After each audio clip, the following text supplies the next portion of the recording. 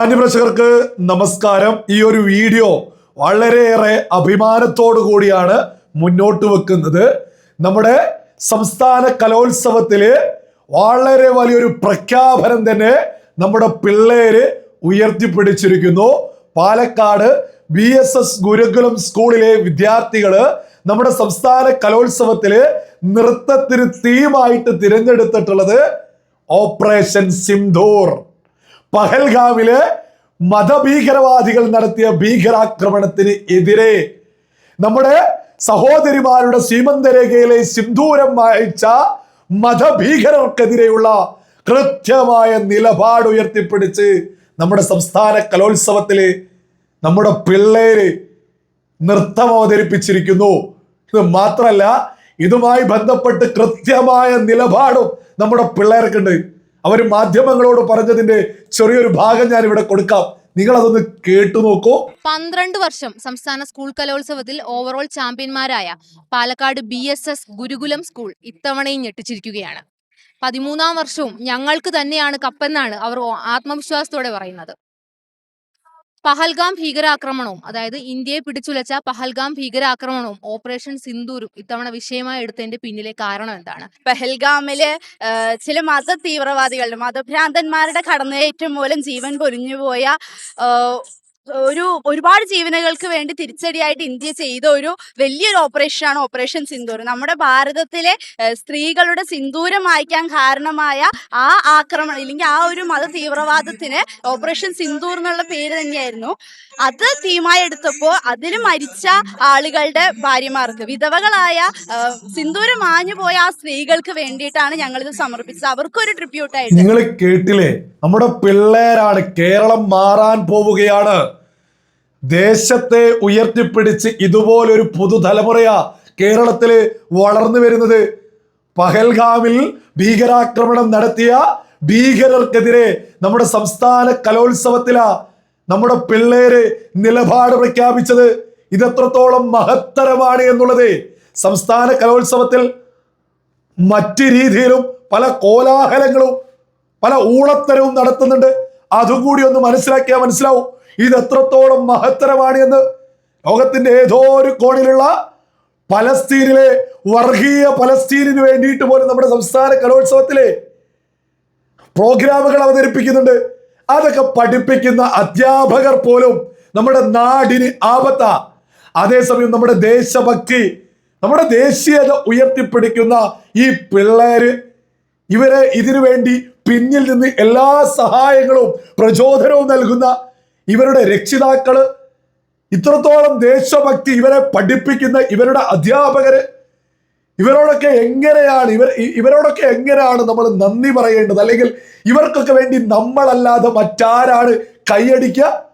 ഹൃദയത്തിൽ നിന്ന് ഇവരുടെ അധ്യാപകർക്ക്, ഇവരുടെ രക്ഷിതാക്കൾക്ക്, ഈ കുട്ടികൾക്ക് ഹൃദയത്തിൽ നിന്ന് ബിഗ് സല്യൂട്ട് നേടുക. നമ്മുടെ രാജ്യത്തിന്റെ പ്രധാനമന്ത്രി നരേന്ദ്രമോദി നമ്മുടെ രാജ്യത്തെ സ്ത്രീകളുടെ സീമന്തരേഖയിലെ സിന്ദൂരം മായ്ച്ച മതഭീകരർക്കെതിരെ, ജിഹാദികൾക്കെതിരെ നമ്മൾ നടത്തിയ പോരാട്ടം ഓപ്പറേഷൻ സിന്ദൂർ, ആ ഓപ്പറേഷൻ സിന്ദൂരിന്റെ മഹത്വം നമ്മുടെ പുതുതലമുറ വ്യക്തമായിട്ട് മനസ്സിലാക്കി അതിനെക്കുറിച്ച് പഠിച്ച് അത് ഉയർത്തിപ്പിടിച്ച് നമ്മുടെ കേരളത്തിൽ ഒരു പുതുതലമുറ വളരുന്നു എന്നുള്ളത് വലിയ പ്രതീക്ഷയാണ്. വലിയ പ്രതീക്ഷ, പറഞ്ഞറിയിക്കുന്നതിലും അപ്പുറമുള്ളൊരു പ്രതീക്ഷ തന്നെയാണ്. ഇവിടെ സംസ്ഥാന കലോത്സവം അല്ലെങ്കിൽ സ്കൂളുകളിൽ നടക്കുന്ന കലോത്സവ പ്രോഗ്രാമുകളൊക്കെ ഒന്ന് എടുത്തു നോക്കിയാല് ഏത് സമയത്തും അനാവശ്യമായിട്ട് ജിഹാദി അജണ്ടയായിട്ടുള്ള പലസ്തീനിലെ കോപ്പിലെ പ്രേമവുമായിട്ട് കുറെ ആളുകൾ രംഗത്തിറങ്ങാറുണ്ട്. അത് പഠിപ്പിക്കുന്ന അധ്യാപകര് നമ്മുടെ പൊതുസമൂഹത്തിൽ ഭിന്നിപ്പുണ്ടാക്കുന്നത്.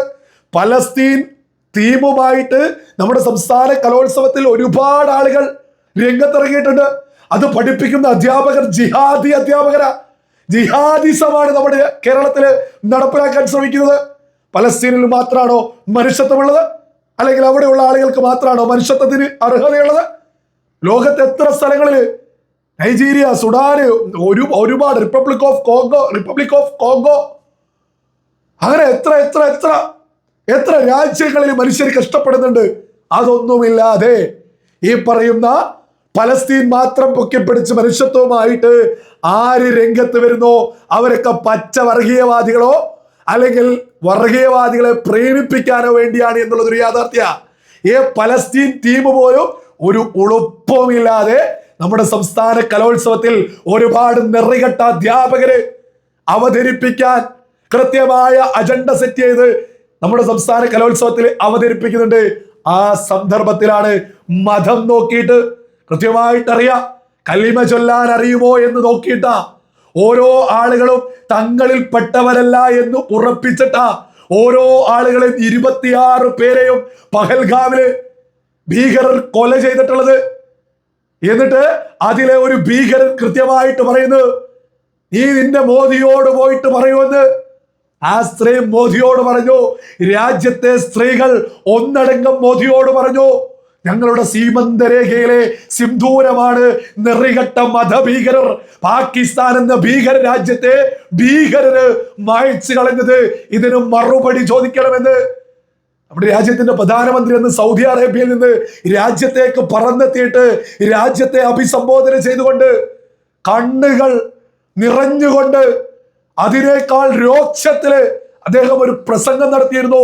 ഒരുത്തരെയും വെറുതെ വിടില്ല എന്ന്. അതേപോലെ തന്നെ പാകിസ്ഥാൻ എന്ന ഭീകര രാജ്യത്തിന്റെ ഹൃദയത്തെ അങ്ങ് കീറി മുറിച്ചുകൊണ്ട് ഭീകരരുടെ താവളങ്ങൾ അടിച്ചു മുറിച്ചുകൊണ്ട് നമ്മുടെ രാജ്യത്തിന്റെ പ്രധാനമന്ത്രി നരേന്ദ്രമോദി ഓപ്പറേഷൻ സിന്ദൂരങ്ങൾ പൂർത്തീകരിച്ചതാ.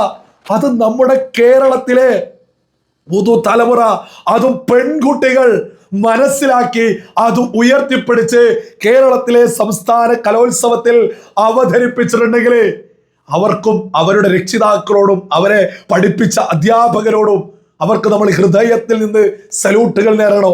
നമ്മുടെ വർത്തമാന കേരളത്തില് ഇടിച്ചു നിന്നുകൊണ്ട് ജിഹാദി അജണ്ടകളെയൊക്കെ കാറ്റിൽ പറത്തിക്കൊണ്ട് നമ്മുടെ ദേശീയതയാണ് നമ്മുടെ പ്രിയപ്പെട്ട പിള്ളേരും നമ്മുടെ പ്രിയപ്പെട്ട അധ്യാപകരും നമ്മുടെ സംസ്ഥാന കലോത്സവത്തില് ഉയർത്തിപ്പിടിച്ചിട്ടുള്ളത്.